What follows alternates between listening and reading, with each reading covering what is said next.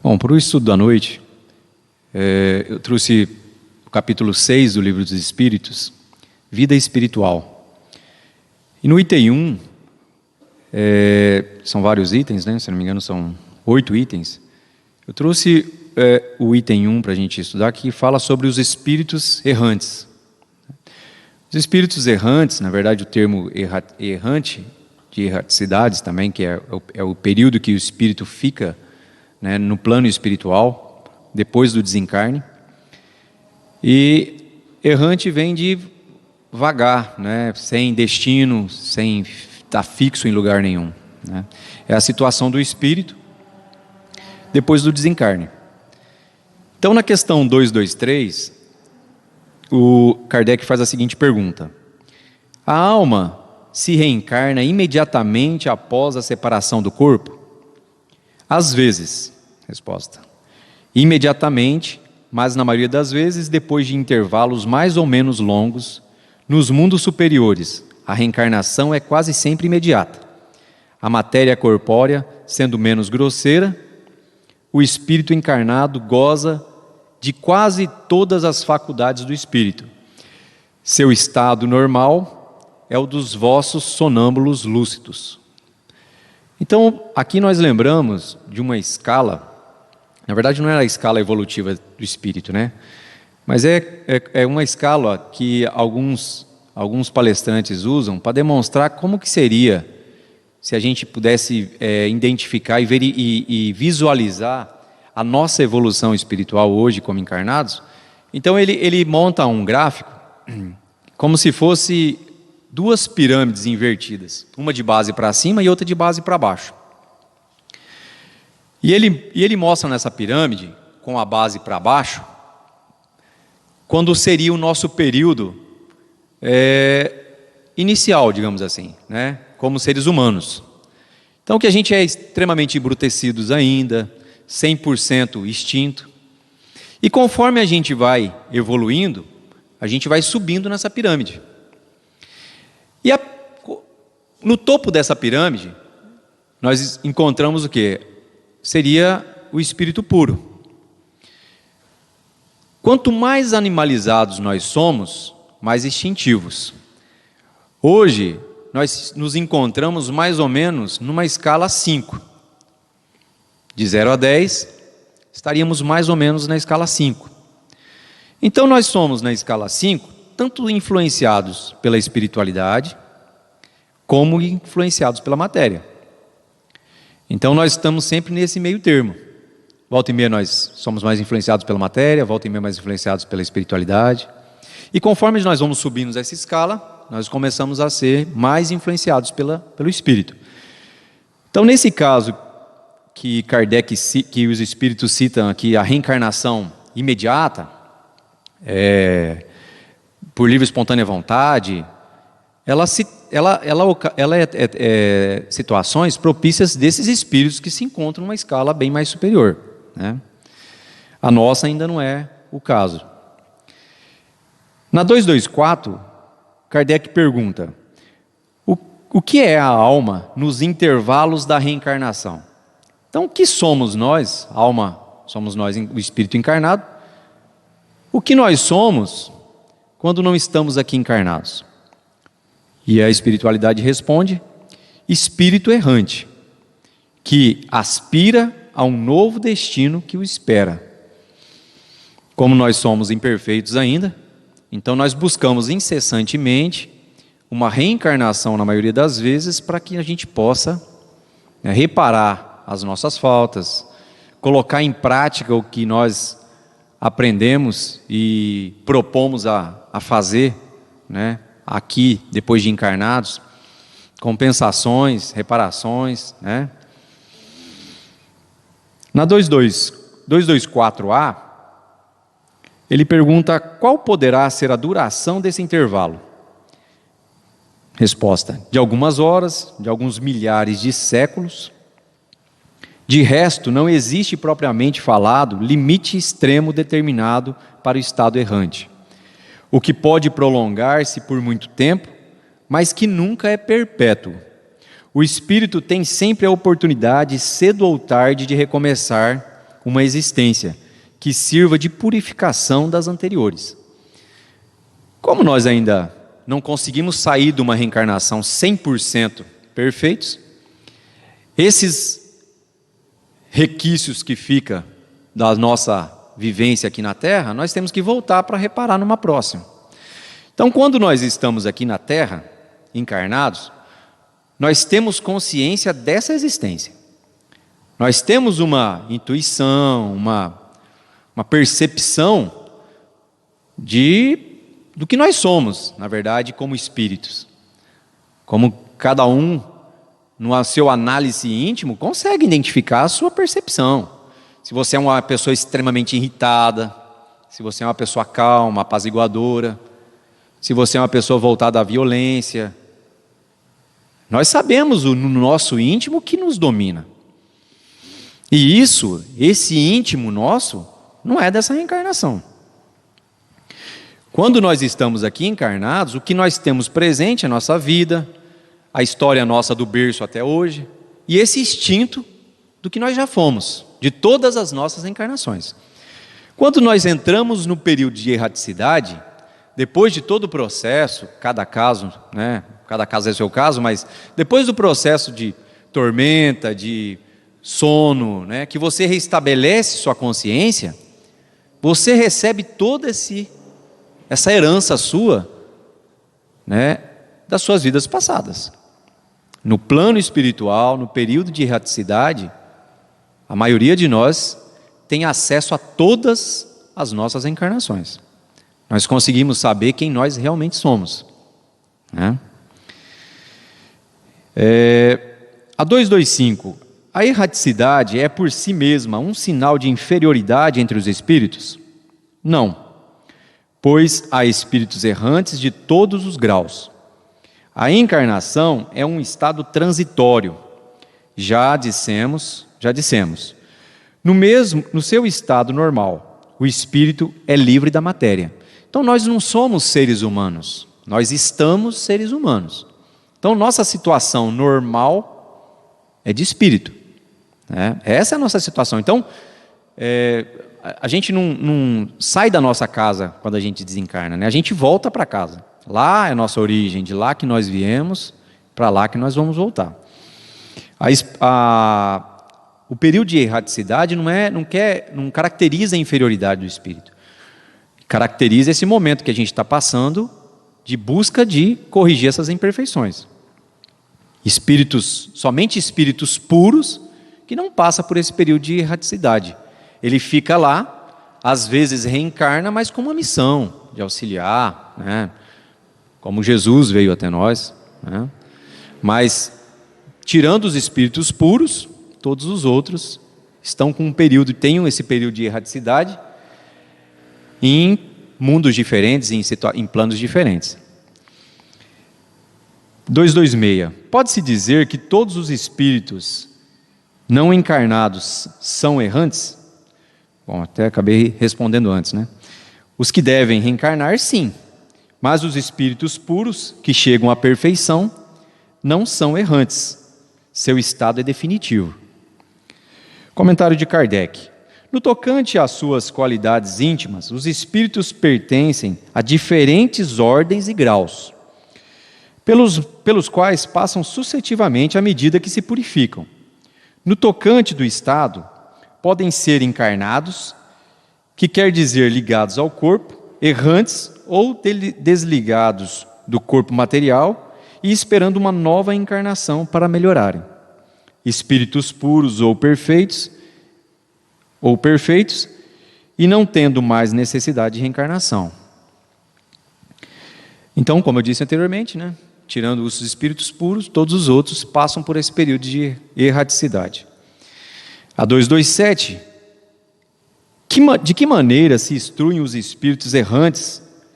Pois certamente não o fazem da mesma maneira que nós. Então ele pergunta de que maneira esses espíritos, quando estão no período de erraticidade, como que eles fazem para se instruir?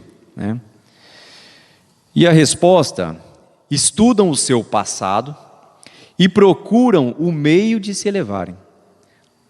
Então, quando você está no período de erraticidade, seu passado vem à tona. não essa reencarnação, né? Todo o seu passado. E lá você vai descobrir que esse sentimento que você tem já habita você, que você já viveu várias vidas e caiu às vezes pelas mesmas falhas, as mesmas imperfeições. Vêm, observam o que se passa nos lugares que percorre, escutam os discursos dos homens esclarecidos e os conselhos dos espíritos mais elevados que eles. E isso lhes proporciona ideia que não a possuíam. Então a gente pode ver um exemplo das histórias dos livros de André Luiz. Né? André Luiz está num período de erraticidade e ele é convidado a ir em vários lugares. Aqueles lugares que ele frequenta, né? Todos os livros e situações que ele participou, não é um aprendizado para ele? Geralmente no final do livro ele não faz um resumo do que ele aprendeu, né? De como foi para ele, as noções que ele tinha, né? Então, essa é a nossa principal atividade no plano espiritual. A 228. Os espíritos conservam algumas das paixões humanas? Os espíritos elevados, ao perderem o invólucro, deixam as más paixões e só guardam a do bem. Mas os espíritos inferiores as conservam, pois de outra maneira pertenceriam à primeira ordem. Então, né, como a gente já falou, várias e várias reencarnações, a gente acaba repetindo o padrão. Né? Hoje, o que nós identificamos como uma imperfeição nossa, ela já é cliente nossa há muito tempo. E quando a gente sai daqui, a gente leva junto. Nós devemos lembrar que quando nós desencarnamos, a gente não se transforma. A pessoa que é egoísta, vaidosa, preconceituosa, seja qual for a imperfeição dela, ela chega do lado de lá da mesma forma. Essa semana eu estava ouvindo, até no carro, vindo para cá, Memórias de um Suicida, até porque minha filha estava comigo, queria ouvir, a gente veio ouvindo.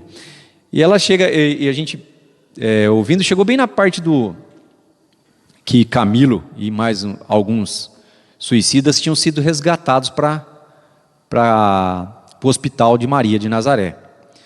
E eles lá em tratamento, um dos suicidas, né, insistia muito para ir visitar a família. E a espiritualidade foi levado para o chefe do departamento lá, que eu não me lembro o nome agora, e ele explicou: olha, não é recomendado você ir. Pô, mas então eu estou preso aqui? Né? Argumentava duramente. Não é que você não está preso, mas ele tentou de todas as formas. Depois de um diálogo ele desistiu. Não tem o que fazer. Mas sabiam que o que ele ia experimentar lá ia ser extremamente doloroso. E o que eu achei interessante, a hora que ele falou que ele podia ir, esse chefe do departamento falou: fulano vai organizar a sua ida então. Conversa com ele, né, para ele organizar a sua ida. O que ele fez? Ele fez uma lista de tudo que ele queria. Uma casaca padrão, do jeito que ele usava, do começo do século, um ramalhete de flores para ele levar para a esposa. Ele queria ser, porque ele era da alta sociedade, ele era um comerciante. Então ele queria voltar lá com aquela ilusão que ele tinha ainda, da vaidade, da posição social. Então esses somos nós, né? Hoje, se a gente for para o plano espiritual, a gente vai chegar lá, mesma coisinha, os mesmos milindres, né? As mesmas, repetindo o padrão, né? A 230. O espírito, 228, desculpa. É das paixões, já falei, né? A 229. Por que o espírito, ao deixar a terra, não abandona as más paixões, desde que vêm os seus inconvenientes? Então, eu acho, até para responder sem nem ler aqui, é da mesma forma que hoje. A gente já sabe o que as nossas paixões causam de mal para a gente continua fazendo. Como eu disse, você vai para o plano espiritual, você não se transforma em outra pessoa. Então lá também você conserva as paixões que ainda te torturam, te escravizam, da mesma forma que a gente pratica aqui. Tens nesse mundo pessoas que são excessivamente vaidosas. Acreditais que deixá-lo perderão esse afeto, esse defeito? Após a partida da terra, sobretudo para aqueles que tiveram paixões bem vivas, resta uma espécie de atmosfera que os envolve, guardando todas essas coisas. Mas, pois o espírito não está inteiramente desprendido, é apenas por momentos que ele se entrevê a verdade, como para lhe mostrar um caminho melhor. Então ele fica envolvido com aquela matéria ainda, envolvido com as suas paixões, mas ele tem tipo relâmpagos de como seria se ele se livrasse disso, justamente para fomentar nele essa transformação. Por isso que ele fala, é apenas por momentos que ele se entrevê a verdade, como para mostrar-lhe um bom caminho. O espírito progride no estado de erraticidade, pode melhorar-se bastante, sempre de acordo com a sua vontade e o seu desejo, mas é na experiência corpórea que ele põe em prática as novas ideias adquiridas. Então nós sabemos da escola que é a Terra, né, do laboratório que é a nossa família, das pessoas que são colocadas conosco na nossa família, nas situações mais íntimas, justamente para que nós não fujamos da nossa obrigação. Um criminoso vem como filho, né? Pequenininho, bonitinho, fofinho, que você embala no colo. Como que você vai odiar? Vem como sogra, aí já é mais fácil, né? Mas vem como esposa, como pai. Então essas engrenagens da reencarnação, ela é extremamente adequada para a nossa evolução. Só que o que geralmente a gente faz? Quando a gente topa com uma pessoa dessa, a gente acaba ou isolando dela, não falo mais, não, perdoo, mas não quero mais saber. Você foge da ferramenta, né? A gente foge da ferramenta que no plano espiritual a gente pediu para vir consertar. Tem muitos espíritos que quando dormem em desdobramento, né? Na maioria de nós, a gente vai para o plano espiritual. Muitos que estão doentes aqui, com câncer, com tratamento agressivo, sabe? Sofrimentos assim, intensos mesmo. Quando vão para o plano espiritual, aqui durante o dia, né? Durante acordados, prece em cima de prece pedindo recuperação. Todo tipo de tratamento, todo tipo de promessa. Quando dorme e vai para o plano espiritual, chega lá, pede pelo amor de Deus para não ser curado. Porque ele precisa daquela doença para corrigir uma imperfeição. Ele pediu. Mas lembra, quando você está como espírito, você tem uma visão diferente. Encarnado, nossa visão é extremamente materialista ainda, né? E quando você tem esse momento no plano espiritual, você tem noção do porquê da sua doença, porquê de tudo, você vê o histórico ali, você sabe, não, mas tranquilo, esse câncer aí eu tiro de letra, vou sair melhor do que eu estava. Mas quando você volta para cá, não, pelo amor de Deus. Tem uma história de não lembro agora quem me contou, mas de um cara que estava trabalhando num centro espírita assim, começou por causa de uma doença no fígado, e dedicado, e foi 1 ano, 2 anos, 3 anos, dava passe, fazia tudo, o cara era perfeito, e não curava. E um dia, depois que ele foi embora, o pessoal no centro espírita fez uma reunião, e teve uma manifestação, e eles indagaram, por que ele não alcançava, se ele era tão dedicado, era o mais dedicado ali, né? E aí a espiritualidade falou assim, pergunta para ele, o que ele faria se ele conseguisse a cura? E aí, no dia seguinte, esse amigo dele conversando, não falou nada sobre a reunião, né? Falou, meu amigo, essa cura, né, essa doença que você tem, se você conseguisse a cura, o que era a primeira coisa que você ia fazer? O que você ia fazer? Rapaz, eu ia para um bar, eu ia beber até cair. Para comemorar. Entendeu? Então a cura, ela é relativa, né? A cura física e a cura da alma, do espírito, né? Os espíritos errantes, 231. Os espíritos errantes são felizes ou infelizes? É a pergunta também que a gente pode fazer aqui. A gente é feliz aqui ou infeliz? Se você já acorda aqui de mau humor, brigando com todo mundo, é mal-humorado no serviço, em casa, com a esposa, com os filhos, lá você vai ser feliz? Com o quê? Lá nós temos o que nós plantamos aqui, né? Então se aqui a gente não consegue ser feliz com o que a gente tem, lá também não. Mais ou menos, segundo os seus méritos, sofrem as paixões cujos germes conservaram, ou são felizes, segundo a sua maior ou menor desmaterialização. No segundo estado errante, o espírito entrevê o que lhe falta para ser feliz. É assim que ele busca os meios de o atingir, mas nem sempre lhe é permitido reencarnar à vontade, e isso é uma punição. Então, dependendo da sua evolução espiritual, sua reencarnação ela é controlada por alguém que tem uma consciência melhor que você, sobre o que é bom e o que é ruim para o seu futuro. A gente pode ter uma noção, se a gente se comparar com a relação, como eu disse, nós aqui encarnados. Como nós nos relacionamos, nosso ambiente de trabalho, nossa família. É isso aí que a gente vai ser lá. Eu até trouxe um texto, que eu vou ler no final, que é bem interessante, que ele fala, é do Irmão X, pelo Humberto de Campos, que fala justamente, é uma carta de uma preparação para a morte. Ninguém precisa ficar assustado aqui, todo mundo é espírita, todo mundo sabe que vai morrer, então... Eu até lembro, sempre que eu falo isso, eu lembro da história do Chico no avião, O Chico, que era o Chico que estava com medo, nós temos o direito de estar também, Então, 232. No estado errante, o espírito pode ir a todos os mundos? É relativo também, conforme o seu estado evolutivo. Conforme, quando o espírito deixou o corpo, ainda não está completamente desligado da matéria e pertence ao mundo em que viveu, ou ao mundo do mesmo grau. Então, por exemplo, quem viveu aqui na Terra, vai desencarnar, não tem como ele ir para um plano, uma esfera extremamente superior. Não tem como.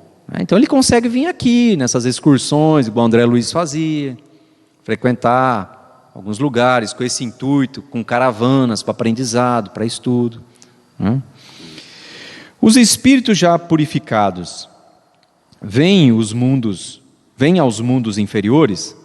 Então, os espíritos que já alcançam essa qualidade de espírito puro, nós também já citamos anteriormente, vêm frequentemente a fim de ajudar a progredir.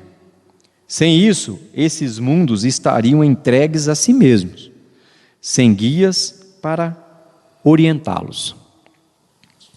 Quando falamos da questão, por exemplo, dessas imperfeições que praticamente determinam o nosso estado de felicidade ou infelicidade no plano espiritual, a gente não pode deixar de lembrar de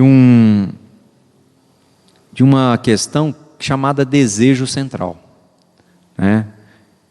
que é relatada no livro Ação e Reação, se eu não me engano, que conta que a partir de mais ou menos 7 a 8 anos, nós como seres humanos começamos a desenvolver esse desejo central. E é algo que na maioria das vezes ele permanece conosco até a nossa desencarnação. É como se fosse um destino traçado por nós, que nós almejamos alcançar, e tudo que nós fazemos ao longo da nossa vida é direcionado para esse destino, que é o nosso desejo central. Todos nós temos um desejo central. Todos, encarnados, temos um desejo central. Desencarnados, que não são evoluídos, também. Por isso que sofrem lá o que praticam aqui. Esse desejo central é o que nos mantém, é o que gera e proporciona as nossas buscas. Não necessariamente corretas, porque às vezes meu desejo central é o poder e eu faço tudo para alcançar isso.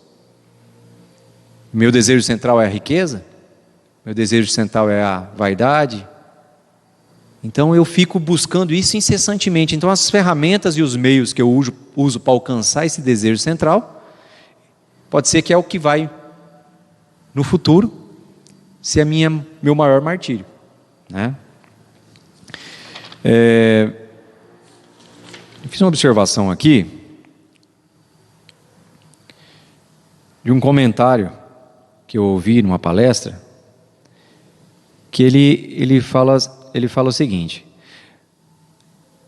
para que a gente chegue no plano espiritual melhor, né, e tenha uma felicidade lá, são algumas observações que ele fala aqui. Que esse trecho está num comentário de Kardec, na verdade, não é uma palestra, não, num comentário de Kardec no próprio Livro dos Espíritos, que ele fala o seguinte: dome suas paixões. Isso é para a gente fazer aqui, tá? Antes de chegar lá. Dome suas paixões animais. Não alimente o ódio, nem a inveja, nem o ciúme, nem o orgulho. Não se deixe dominar pelo egoísmo. Purifique sua alma pelos bons sentimentos. Pratique o bem. Não ligue as coisas não se ligue, né, às coisas deste mundo mais importância do que merecem. Mesmo no corpo, já seguindo essas orientações, mesmo no corpo já estará depurado. Então, se a gente seguir essas orientações, a possibilidade da gente chegar no plano espiritual e encontrar um cenário mais feliz é grande, né? E eu quis trazer também, até que eu publiquei no grupo, uma carta do irmão X, que eu achei muito interessante. A gente tem tempo, dá para a gente ler rapidinho.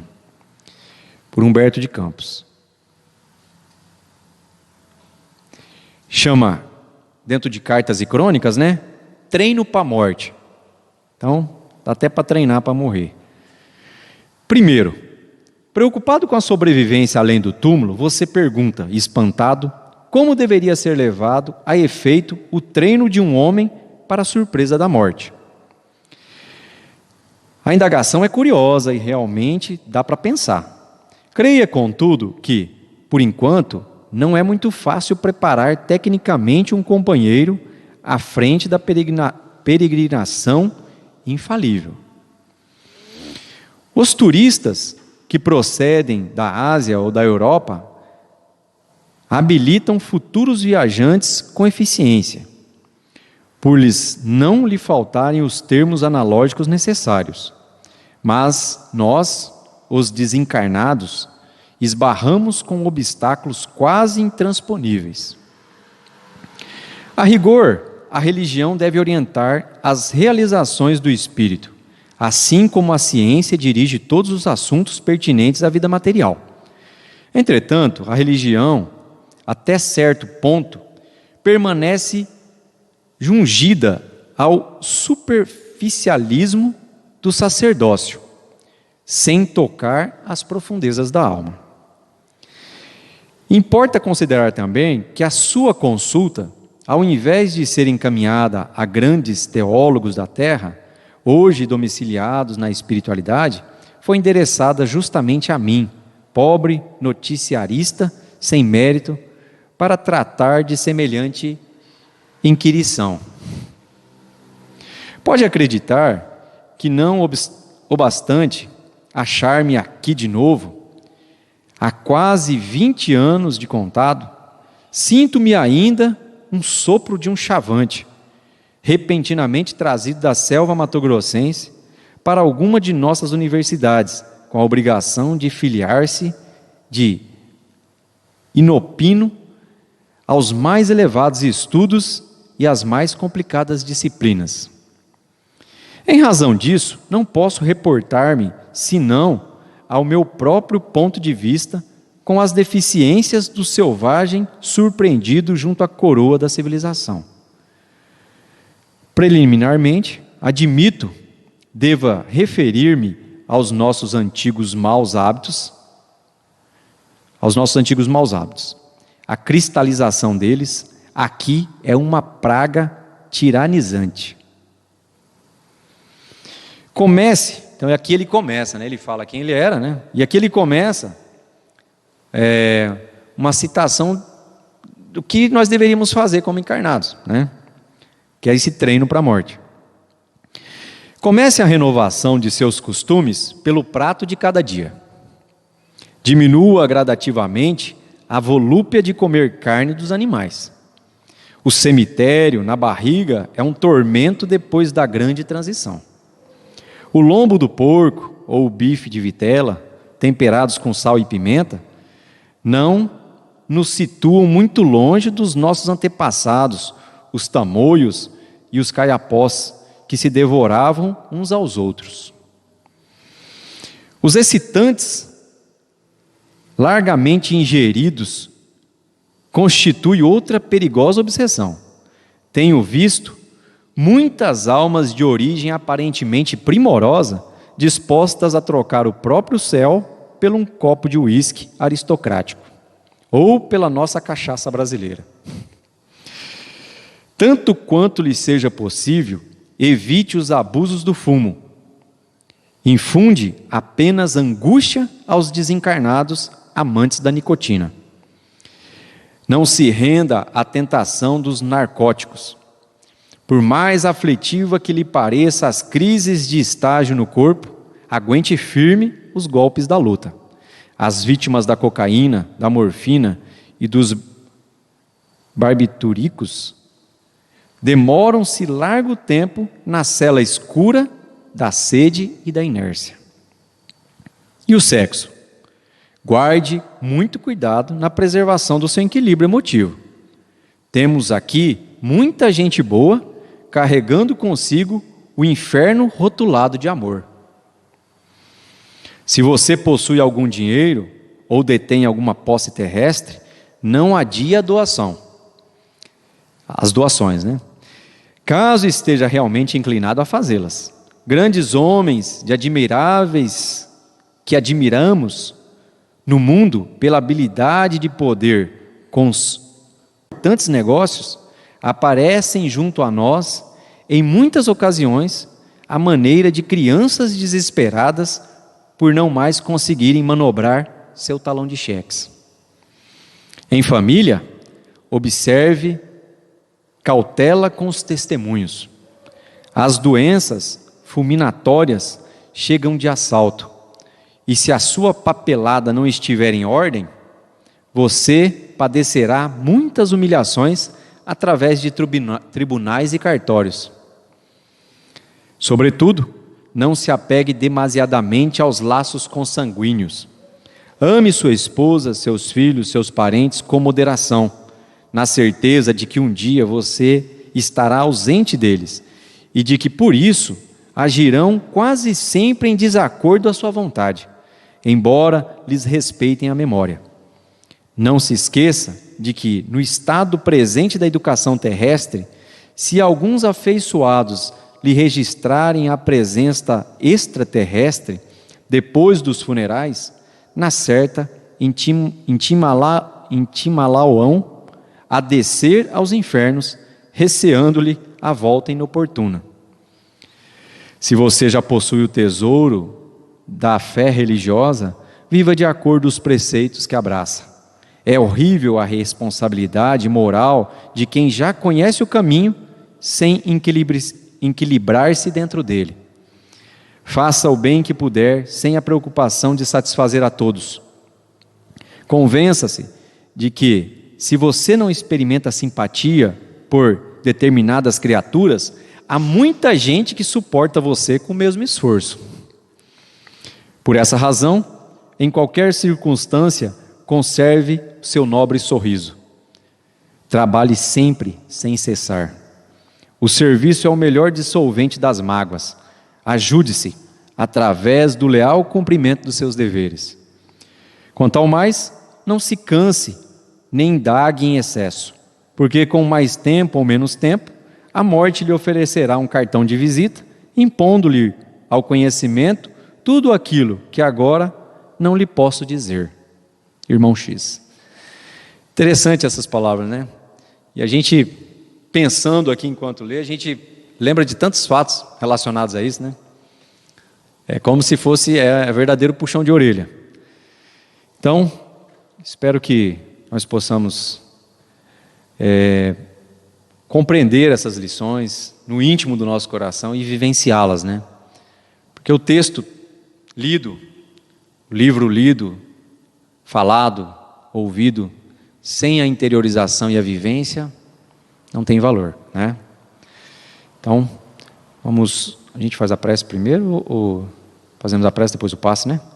Então vamos fechar os olhos para finalizarmos com a prece, elevando o nosso pensamento ao nosso bondoso Pai e ao Mestre Jesus, rogando a toda a espiritualidade amiga, o seu amparo e sua assistência a encarnados e desencarnados.